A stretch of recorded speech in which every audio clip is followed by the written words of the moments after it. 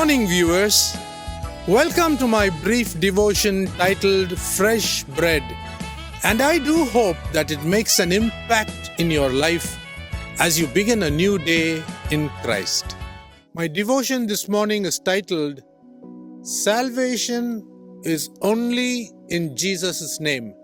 Turn with me to the book of Acts chapter 4 verse 12, where Apostle Peter addresses the Jewish leaders, the elders, and the common people that there is salvation in no one else, for there is no other name under heaven given among men by which we must be saved.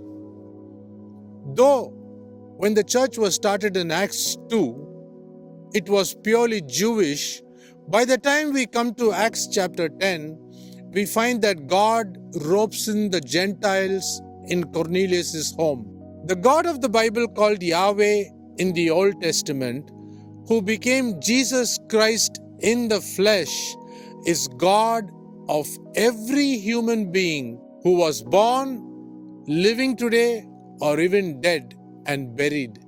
There are no multiple ways by which a person can be saved, and in every dispensation or age, mankind is saved only by the atoning death of Jesus Christ.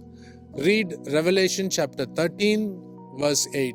Jesus Christ is the same in every generation, and He does not change, and the author of salvation at all generations is God. While the ground of salvation is the death of Jesus Christ on the cross, the means of salvation is the grace of God, and the requirement to be saved or salvaged is faith in the finished work of Jesus Christ on the cross of Calvary. Now let me round up what I have spoken. Salvation is by Christ alone, by faith alone, and by grace alone.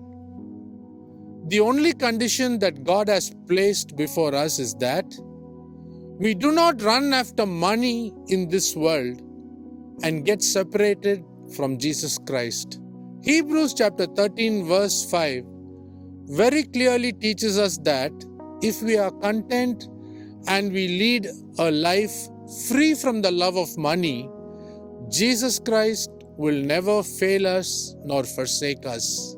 And in the next verse, in verse 6, the author goes on to say that Jesus Christ would always be our helper, and He will comfort, guide, and see us through in every storm that blows in our lives while we are in this world.